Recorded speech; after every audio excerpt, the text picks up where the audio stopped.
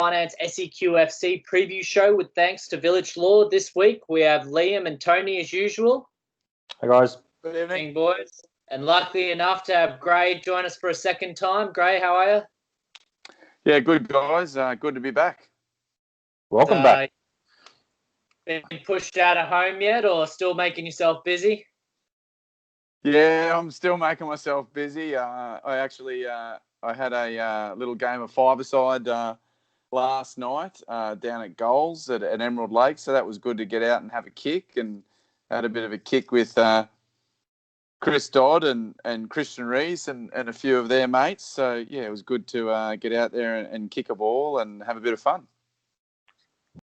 Quality team by the sounds of it. Oh, we did all right. It was, 3-minute spells on the pitch for 3 minutes, suck it up for about 5, and then get back out there. Fair enough. Well, let's talking about that quality team. Let's jump in. I think obviously this weekend starts off with 2 quality teams from the NPL. It's a bit exciting. Friday night we got Power, who are currently sitting third, only due to games in hand, taking on Olympic second. Interesting fixture. I was saying off the call, I think this could be something that determines the season. Gray, you've been in these positions. What are your thoughts on this fixture? Yeah, I think it's one of the big ones. Friday night too, which is good. Both teams will be thinking if they can get the 3 points, no matter how they get them, it really sets them up for a charge home. Everyone else will be hoping, Lions and Knights will be hoping there's a draw in there. So even if there is, you don't want to lose this game. If you lose the game, then you're playing catch up. If you draw, you're still in the hunt with everyone else. But if you can get that win, these are the games where it defines your season. So I'm expecting a really good game. It'll probably be a bit cagey to start off with, but both teams can play good football. So probably a few goals, I'd say. Who do you think will be the difference in the 2 squads to maybe make that room, bridge the gap, and possibly find the space, if I want to throw in a few more cliches? Yeah. Look, I think both teams have got match winners. So, Daniel Leck, Sakia, Lofthouse, they're your match winners. Steve White for Olympic. And then obviously Power have got Madley, Pengelly, so, those are the boys that can really create things for them. I think it'll definitely be a close one. And I wouldn't be surprised if there's a draw. Is it at Olympic or at Power? Power. Power. AJ Kelly on Friday. Yeah, so big open spaces, so hard to defend. There's always plenty of goals at AJ Kelly, so I'm tipping a few. Tony, you were at the Olympic game last weekend. Obviously, you said good atmosphere, good energy. It's going to help, or are they going to be coming back down to earth, kind of getting into one of these regular fixtures? That game it depends. I reckon that game might have taken a fair bit out of them on Sunday, and they've got it back up Friday. Mm-hmm. And I think young Lofthouse is playing with an injury. He came off the bench on Sunday and didn't look, he wasn't himself. Couple of needles coming into the back end of the season, do you think? I hope not, but anyway, anything's possible. Yeah, he just wasn't him. He wasn't himself.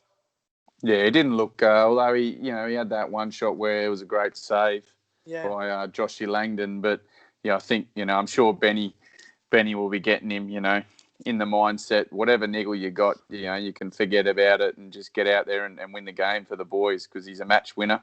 Put it to the back of your mind, and if you want to win an NPL title, right now is where you got to step up.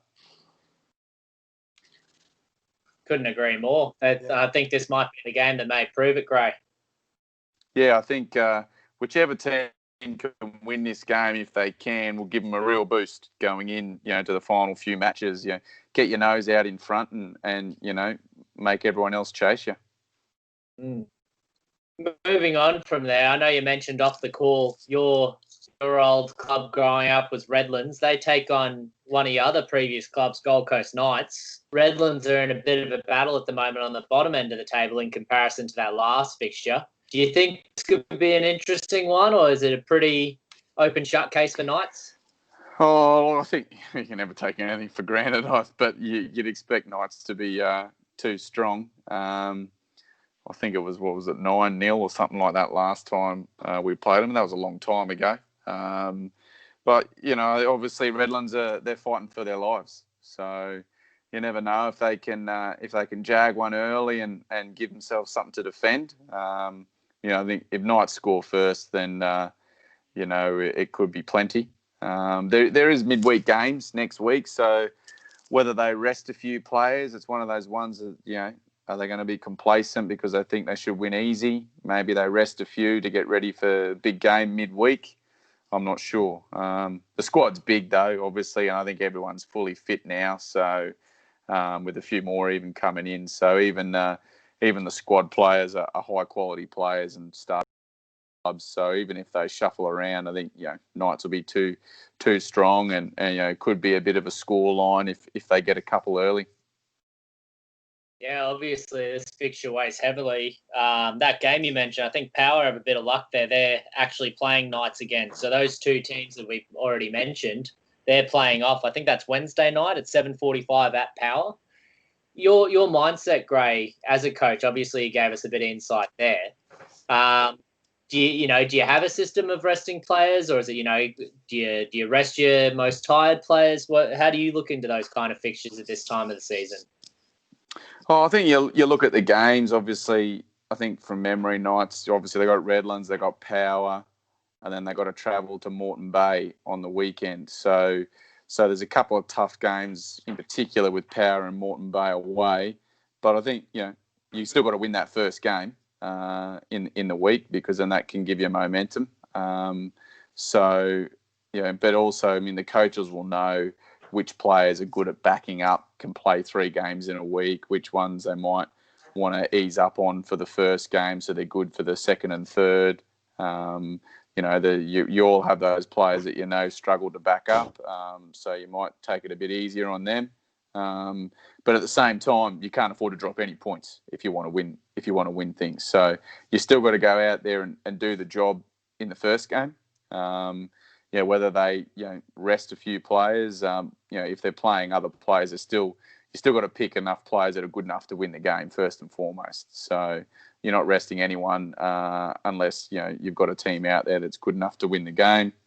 You could go, look, let's get a few early on if possible, and then maybe we can ring the changes, particularly with 5 subs. So there's a few options available. Again, that first goal is going to be crucial. Who do you think has the squad to go the distance? Obviously, you've got a bit of experience with managing teams, going through congested fixtures, good runs in the Cup, good runs in NPL. What squad do you think probably has it with this time? Oh, I think from a coaching point of view, it's knowing your players really well. So knowing which ones you can and can't sort of push hard to play the 3 games in a week, which ones you might want to nurse to make sure. Last thing you want is a few injuries. So it's about knowing your players. But, I think all 4 squads, Lions, Power, Olympic and Knights, have all got good squad depth. They've got good young guys coming through. So they've all got big enough squads. I think most of them are pretty good on the injury front, give or take 1 or 2. So I think they can all manage it. That's part of, if you want to win competitions, you've got to have squad depth. You can't just rely on, 11 or 12. You've got to have, 18 to 20 players that are good enough to play, because every point matters. Every minute of every game matters when you're trying to win things. So I think all 4 squads are more than good enough. And it's probably going to go right down to the wire, I'd say. Yeah, absolutely. I think if Friday determines anything, I think, it's going to be an exciting back end of the season. Outside of that, I think the other fixture that may stand out, obviously Lions. I think I asked the question last week of Darren when he was on. Lions sit first. Last week it was Olympic at this point. They take on Gold Coast United. Do you think they'll be able to hold out that top spot? Yeah, look, to be honest, I still fancy Lions to win the whole thing. I know they've had a little bit of a rough trot, if you could call it a rough trot, for Lions standards. But they're still right up there. And I think, everyone, from what I could see, nearly everyone's back in now for Lions. And, they're a phenomenal team. They know what it takes to win competitions. They've done it, the last 2 years. I think last year they were a little bit behind early on and then came home like a train. So, for all of these teams in the top four, realistically, it's still all in their own hands. If anyone goes on and wins all their games, well, then they win the comp, most likely. So I still think Lions, even though they've had a little bit of a softer underbelly this year, I think that's because of injuries, and I think most of them are back. So, I still think they're a real good chance of winning the whole thing again. And, they're at home against Gold Coast United, and they're always very good at home, so I'm expecting them to win. Yeah, I think that's a fair enough result, so it might not be too much of a change at the top of their table. Moving on, we might jump in. Liam, you've been a bit quiet. We might jump into something that's a bit more your expertise. That's all right. I was just enjoying listening to Graeme. It's always good to have him on. Jumping into the FQPL. Interesting at the moment. We're having a bit of a debate with how the finals sit, and I think an interesting position. I know a couple of weeks back we were talking about, the two Ipswich teams and how they were sitting and how Knights picked up the bragging rights in Derby about a month ago.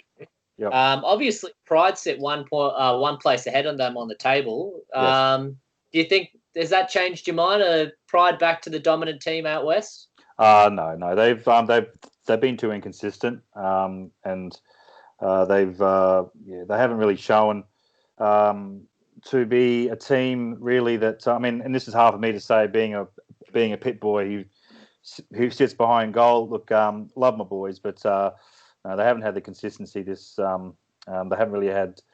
They've had some good moments with the front three, but there's no real star quality player in the front line there. They've had some great moments, but I just don't think that there's just been a few things missing this season. But they're a young squad. I think the eldest there is Neelan Brown, who's playing for them. But still a very young squad. A lot of these guys, they came up through the under 18s and under 20s and that. So they've been a good lads for the Pride, but just too young a squad, not enough experience there, I guess, in the big moments. Apart from, of course, Thunder and Logan, where they surprise everybody. But Knights as well. Look, they've lost. They had a few injuries a few weeks back. So look, they wouldn't be happy with the results over the last few weeks. So they've lost some experience as well due to work commitments. So Knights, I don't think they'll make the six with the form that they've shown at this late in the season. Yeah, fair, cool. So do you think, even with that, a bit of inconsistencies, you want to speak with that, both of their opponents this weekend. So Pride Saturday, they take on Wolves, who sit 2 ahead of them at fourth. Yes, and how great are they going? Unbelievable. Well, I think they're a bit of a yo-yo at the moment. Like, it's earlier on in the season, I was a bit surprised. I think they actually dropped points to Southside Eagles. Nothing against Southside Eagles, because they were red hot on the night. But no, they pre-COVID they were sitting second last on the ladder. And then post-COVID, post-break with the COVID, they've come back with a new vigor and new players, and they've just rocketed up through the ladder there, and deservedly so. They've been playing some really good football, so they deserve what they've got and how they've done it. They've certainly dug in and got to where they are. Yeah, so it's really, really, look, I I love a good football story like that. Even though it's just great to see a club that's they're struggling so much, and everyone's like, oh, what if, and then all of a sudden, just a few great signings, and bam, they're coming through That's why we love football. We love a good football story. Oh, absolutely. I think that's why we're all so invested. Yeah. But outside of, obviously, the West fixtures, I think the big game, and this might be the game of the season in the State League, so I don't know, my own humble opinion, Saturday at 5, Logan take on Southwest Queensland. Now, between the two teams, both equal goal difference on positive 23, but there's only one competition point splitting them. Yep. Is this? I know we obviously went pretty in depth in the top 4 in the NPL because it's still pretty wide open between those 4 clubs. Yeah.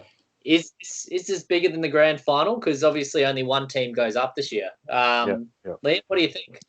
There's a lot riding on this game. Logan v Thunder. It's at Logan's ground. Look, Thunder, when they played Knights a few weeks, last week or whenever it was, they came back from I think they were 2-0 down at one stage, and either Knights capitulated or Thunder just really dug in. So they showed a lot of resolve there to come back and get that win. So something clicked there for them. Was that the turning point for their season to keep going? Maybe because they had a bit of a they lost against Pride a few weeks before with that big loss. So maybe Thunder's finally found some mojo, and I reckon Logan and Thunder. I'm still tipping Thunder for the win here. I'm a 1-0 win v Logan. So that's just purely just hoping for a good result all round there and a great game. But I think Thunder will just get ahead in this. I just think that the win against Knights there, they've slowly starting to show something again. Yeah.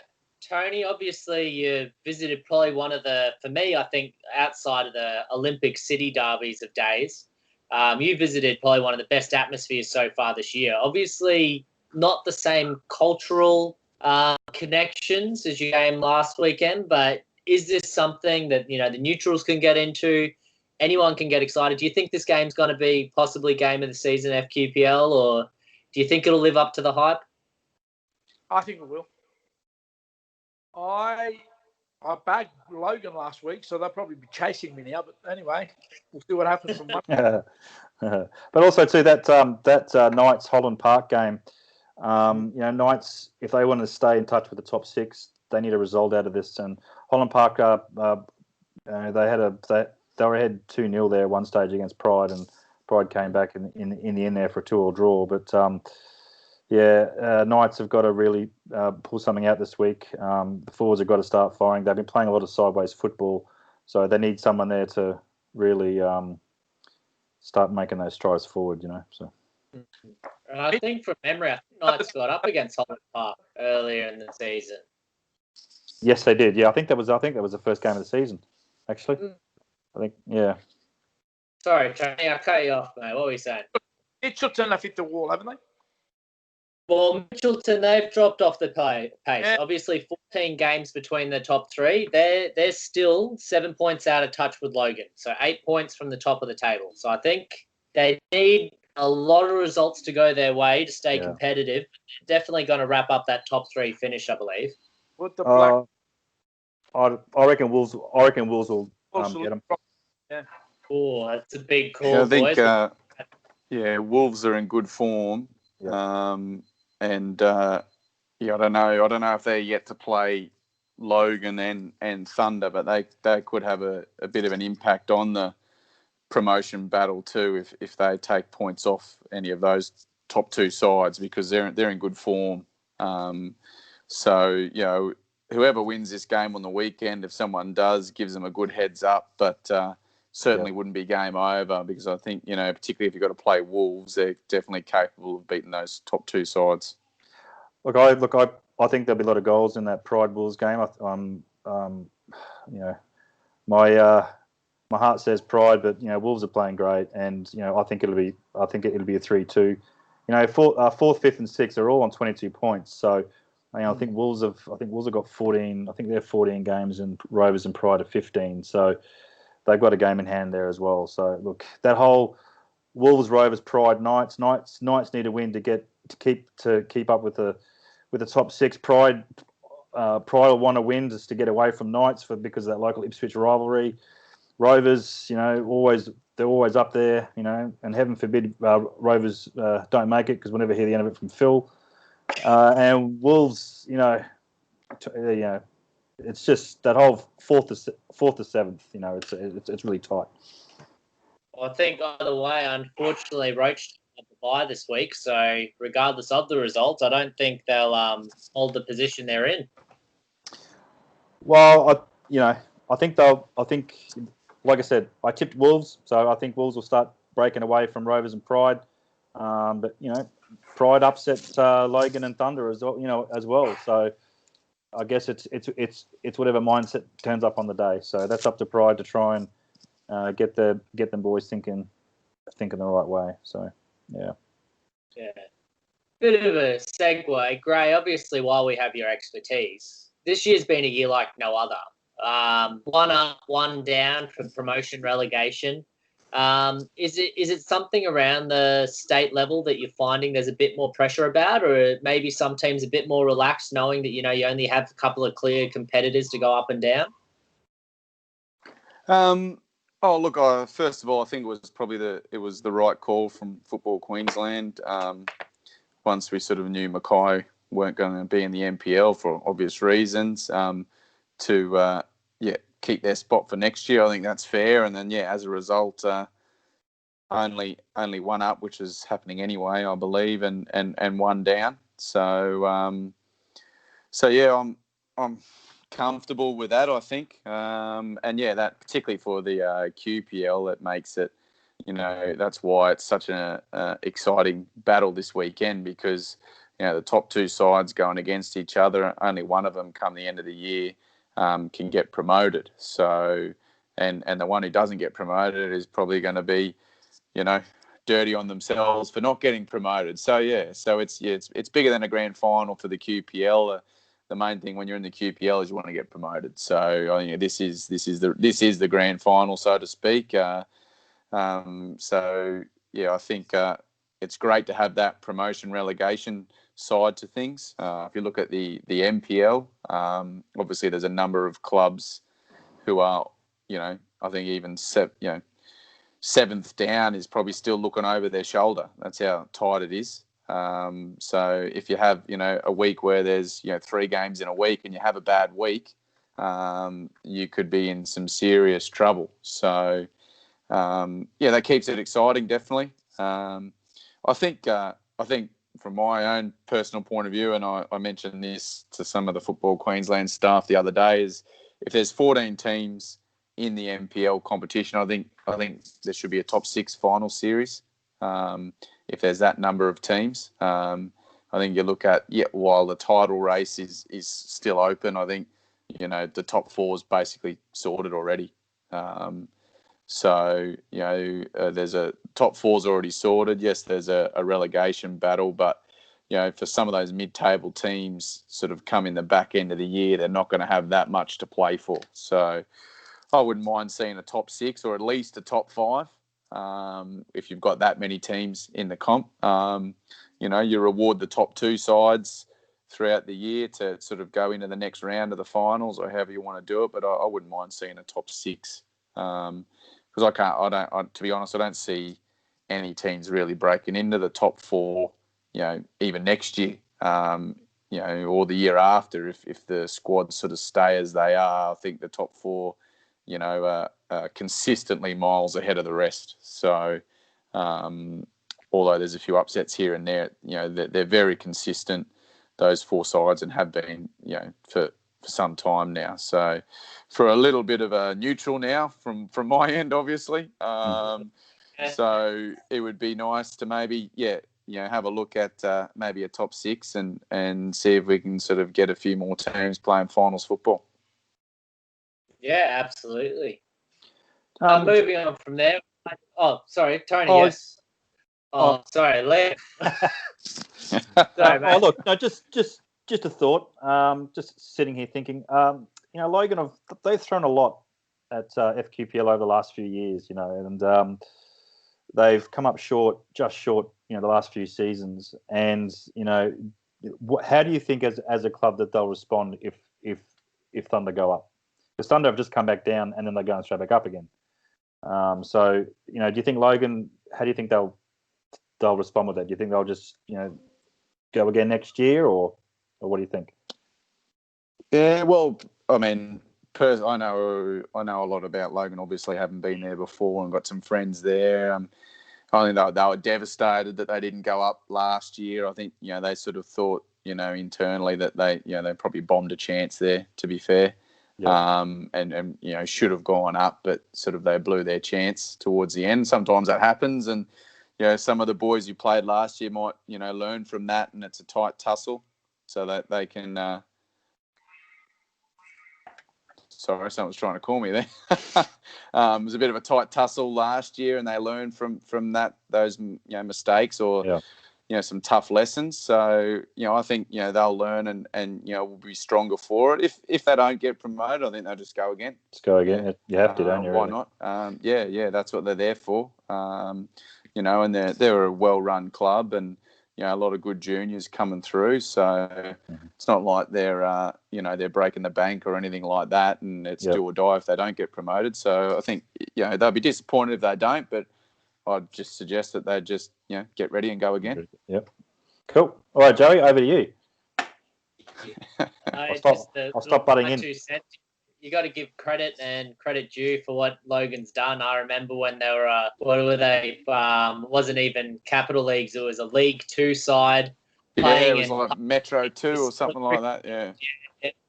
While Ben Lee was still a club, and you have a look at where they've come today, and I think a lot of merits well deserved for that club for what they've done for youth development.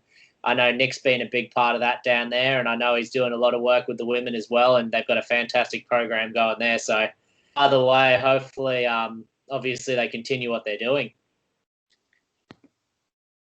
Yeah, well, I think they've played the long game, for a long time now, gradually building from, quite a low level. So, I think that's why I think, if they don't get exactly what they want this year, they'll just keep going, keep plugging away. I think they'll get what's coming to them, once they get there. Moving on from there, we might have to do a brush through, obviously, the Brisbane competition. So I want to give them a bit more time, but there's still plenty of good games through Brisbane. So jump in, boys, where you feel fit. If you feel any contribution or thoughts on games, obviously in the BPL, Friday's going to be an interesting one. Grange Thistle second, taking on the Gap. So I think that'll be some pretty sure points there for Thistle, but still Gap's upset a few clubs lately.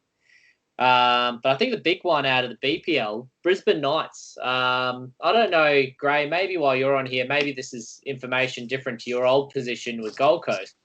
They're currently sitting bottom of the table in the BPL. Obviously, they've got a bit of a connection there. Do you think there'll be a bit of a resurgence encouraged on by, obviously, the new restructure this year for them?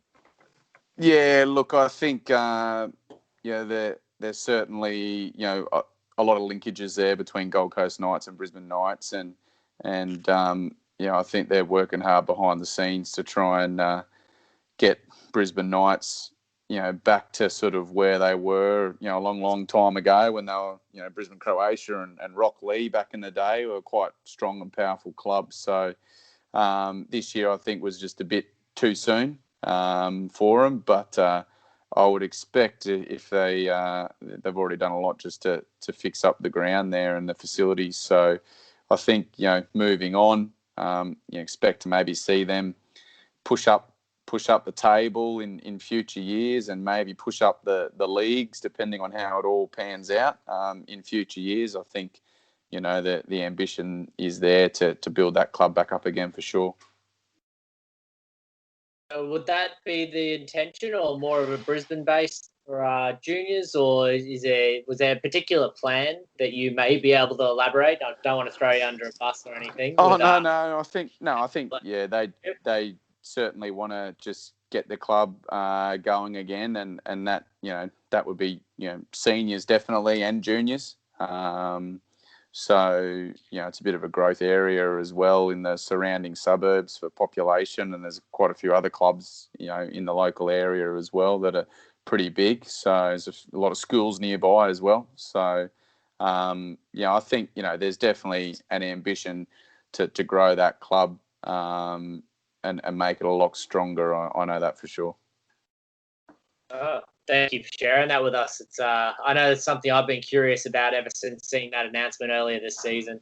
Another game that we got pointed out, I know Phil's not on the call, but he obviously highlighted probably the opposite end of the table. I think I saw them earlier in the season, pretty competitive between St. George, Willawong and Knights, but St. George take on Bayside. Bayside, I think they've had a couple of casualties with movement and quarantine. I don't know if Warren Moon's still there or if Graham Fife is. I know Fifey's back at Roachdale. But I think Bayside are trying to have a bit of a season resurgence and try to get into the top six. I think that's going to be an interesting fixture on Sunday. I don't know. Have you boys had a chance to check out any of the BPL this weekend? No, mate, I haven't. No.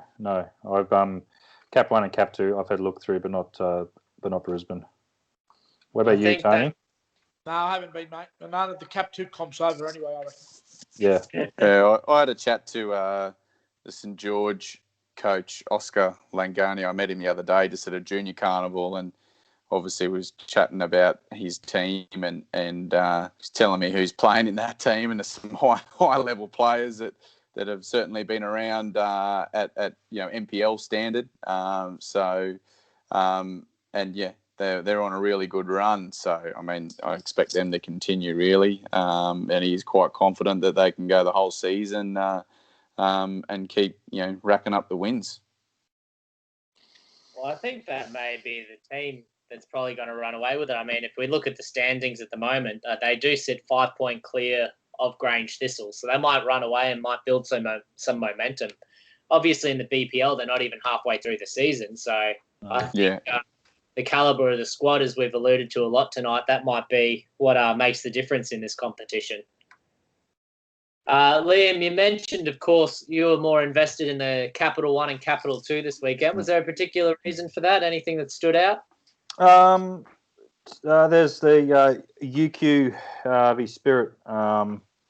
So that's a pretty crucial match. They're all trying to with a sniff to stay in the top four there.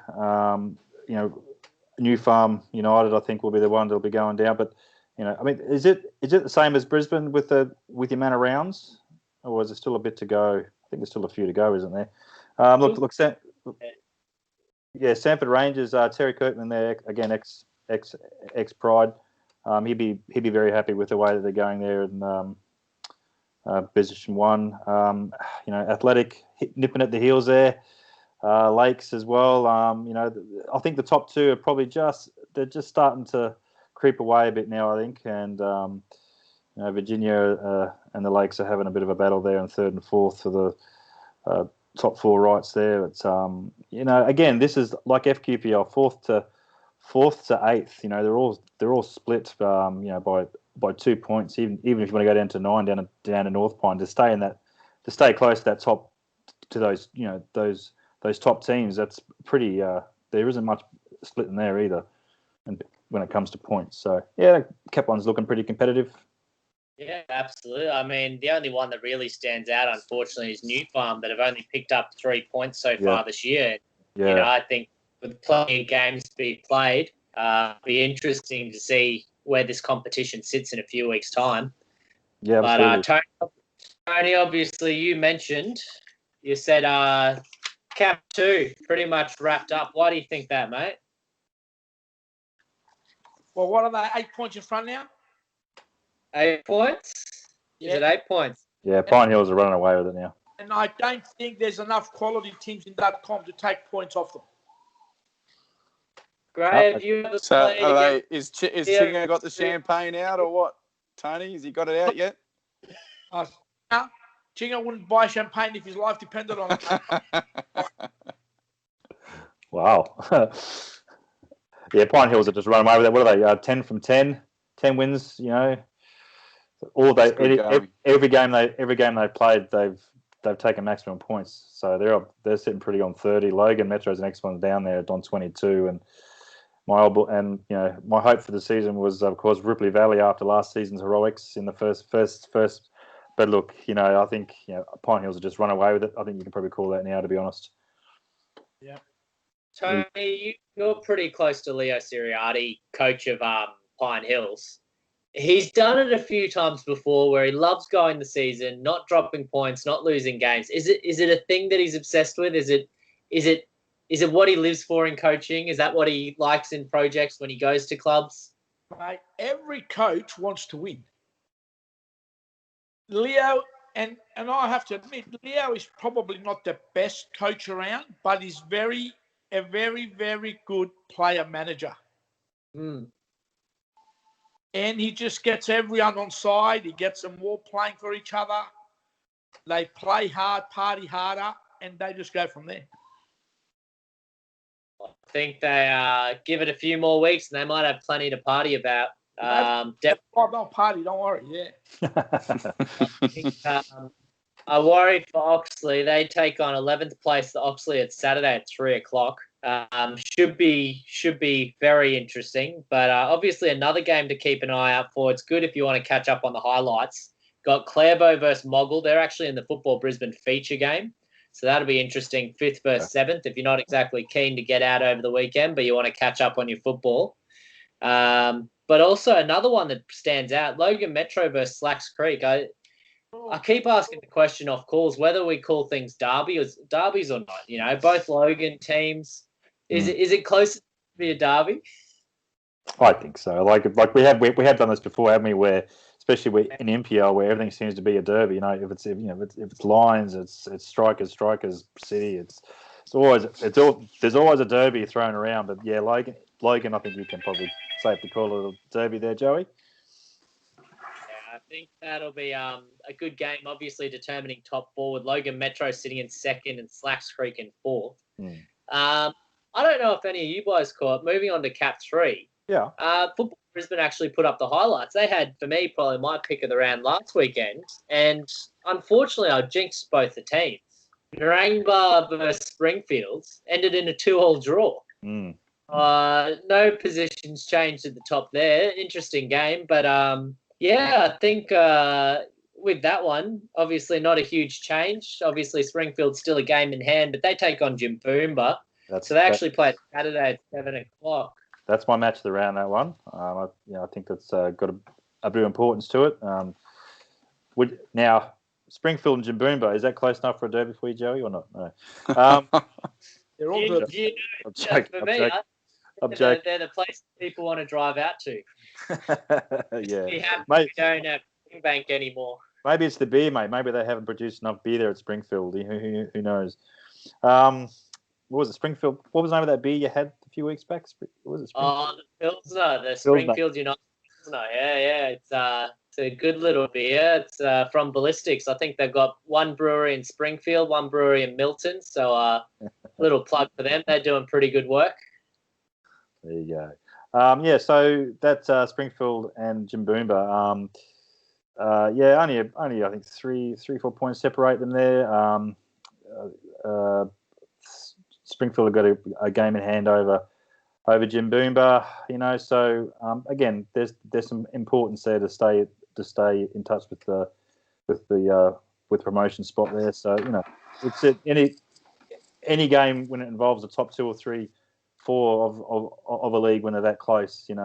It's vitally important to get that win over your closest rival. So I'm hoping for a Springfield win with that one.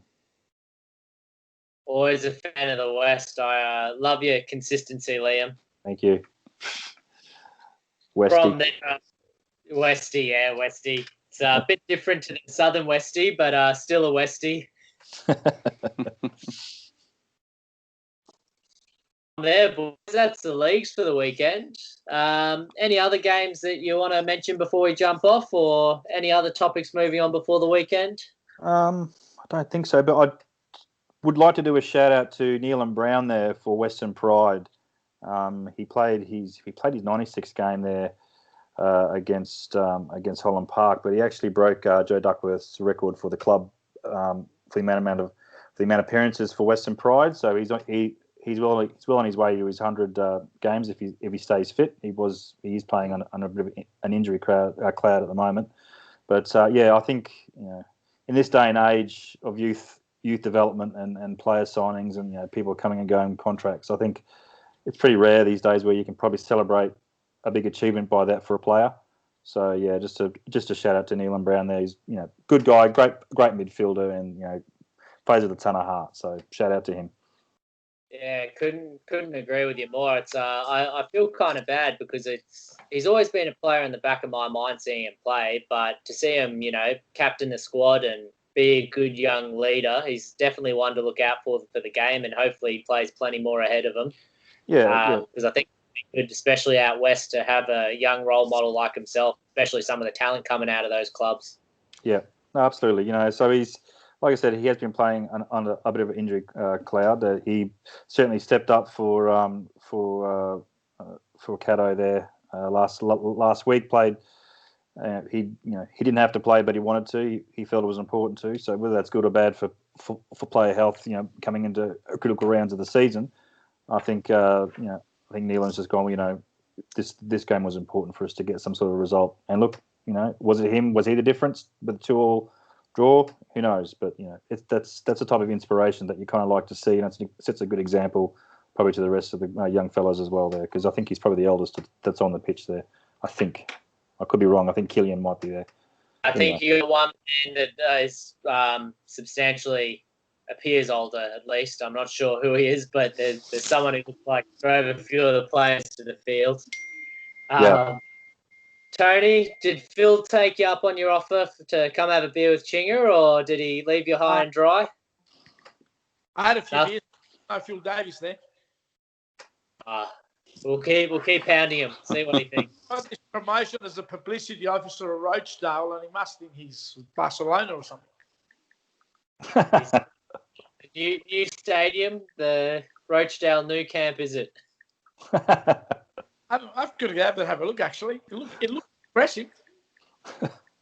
I think once it's up and running, it'll be a good complex. I think they've got it open now, so maybe worth dropping by Rochdale sometime, Tony, and seeing if they'll accept you through the door. I know there's a few places that won't, but I'm sure they'll be happy to have you once. Lions won't accept the door, but Rochdale will.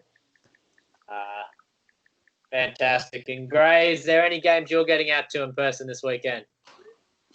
I'll probably be at that Logan Thunder game, actually.